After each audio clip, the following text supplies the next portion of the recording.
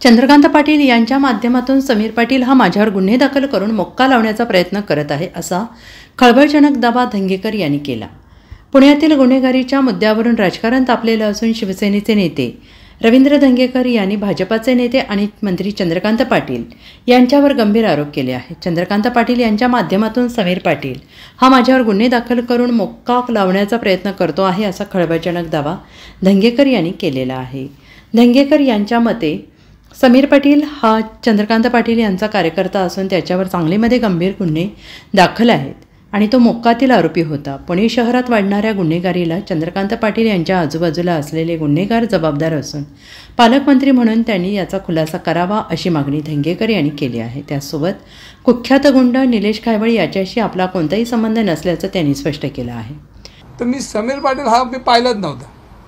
मग आज समीर पाटील कोण आहे तर त्यांनी मग तुमच्याकडे प्रेस घेतली, मी धंगेकरांकडं आबरू नुकसान भरपाई दावा दाखल करेन, मी 100 कोटीचा मालक आहे, मी हे करतो, मी ते करतो।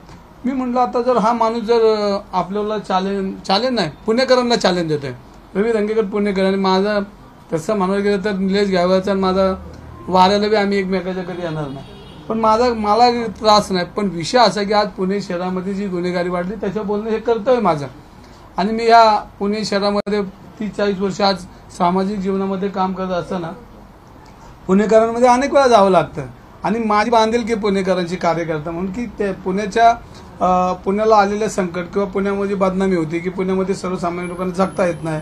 आज महिला भगिनी आहेत ज्यांचे मुर्दे पडतात त्या भगिनींचं कुंकू पुसलं जातं, ह्याची जबाबदारी तुमच्या आमचे कार्यकर्ता म्हणून माझी आणि सगळ्यांचीच आहे।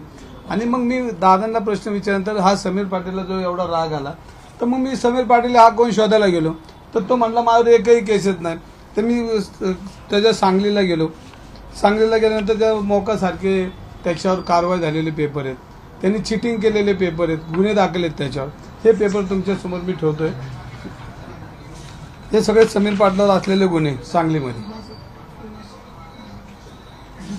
हे बघा। आता हे मी कोणाशी भांडतोय की समीर पाटील हा जो गुन्हेगारी चालवतो आणि नुसताच तो चालवत नाही तर पोलीस स्टेशनमध्ये सगळं तो जो बोलेल ते चालतं आणि अनेक पोलीस अधिकारी माझ्याशी बोलले आणि पोलीस अधिकाऱ्यांनी हे सांगितलं की ह्याच्यामध्ये समीर पाटील नावाचा व्यक्ती इथं ढवळाढवळ करतो, कोणावर गुन्हे दाखल करायचे, कोणावर केस करायचा, गायवाळ टोळीला काय पोषक वातावरण असेल त्या या पोलीस स्टेशनमधनं तो कार्यरत असतो। मग मी साधा प्रश्न परत दादांना विचारला की दादा ह्याच्यामध्ये तुम्ही खुलासा करा, तर दादा काय खुलासा करायला तयार नाही।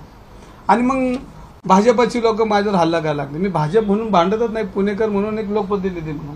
मग भाजपाने मग त्यांचे सोशल मीडिया मग माझ्या नावाने सोशल मीडियावर माझ्यावर भडे मार। अरे मी विचारतो तुम्हाला निलेश गायवळवर काय करायचं, तुम्ही माझ्यावर काय विचारता? मी काय केलं तुमचं? मी फक्त तुम्हाला एवढंच विचारलं की पुणे शहरामध्ये गुन्हेगारी चालती आणि ही गुन्हेगारी थांबली पाहिजे, हा माझा साधा प्रश्न आहे।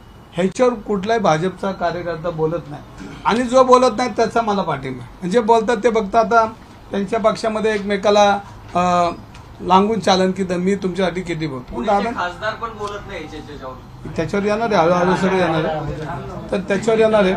आणि त्याच्यामध्ये मग हे सगळं करत असताना मला तो समीर पाटील बोलला की दंगे करून मोका करा आणि मग अजून मी माहिती घ्यायला लागली, हा तर लय पुढचा आहे, हा तो गुन्हेगार मोकाला म्हणतो लोकप्रतिनिधीला मोका करा।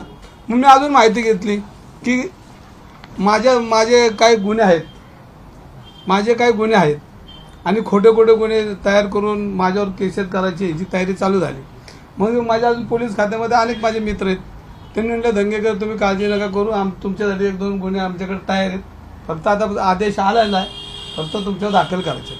मग मी म्हटलं मी काय केलं असं, तर आता आपण बसलोय इथं, माझ्या पलीकडे कोण काय चर्चा करतं हे मला माहीत नाही, पण इथं येऊन स्ट्रिंग ऑपरेशन करून वर्ष करून की धंगेकर कुठे सापडतोय का, मग आता त्यांनी मोका कसा करायचा किंवा तडीपार कसं करायचं किंवा काय जे आहे ते त्यांच्या डोक्यातला प्लॅन मला माहीत नाही, पण मला पोलीस खात्याने सांगितलं की तुमच्याकडची बी तयारी आमची चालू आहे। तर मी साधा प्रश्न की मी कुठल्याही जो काय माझ्यावर त्यांनी चुकीचे केलं तर मी समोर जायला माझी ताकदीने मी जाईल आणि मी काय हे केलं म्हणून माझं तोंड गप बसेल हे कोणी मनात आणू नका। त्यांनी काल शिंदे साहेबांना भेटलो, शिंदे साहेबांना मी म्हणलं साहेब तुम्ही मला म्हणताय की तुम्ही बोलू नका. मी त्यांच्यावर अजिबात बोलत नाही, त्यांच्यावर टीका करत नाही, त्यांच्याशी म्हणजे त्यांचं मन दुखून असं बोलत. मी फक्त प्रश्न विचारतो, त्याचं उत्तर ते का देत नाही मला कळत नाही. मग मी साहेब म्हटलं, पुण्यामध्ये आज तुम्ही बघितलं असेल, आज पुण्याची नाचक्की झाली, पोलिसांची नाचक्की झाली, ह्याच्यावर कोणच बोलत नाही, फक्त एकमेकाला वाचवण्याचा प्रयत्न करतात. आणि काल शिंदे साहेब जे बोलले की गुन्हेगार कुठल्याही पक्षाच्या जवळ असला तरी आम्ही कारवाई करणार, क्षमा करणार, मला तेच म्हणायचं होतं. हेच अपेक्षित मला चंद्रकांत पाटलांकडून. Bureau report SBN Marathi, Sangli.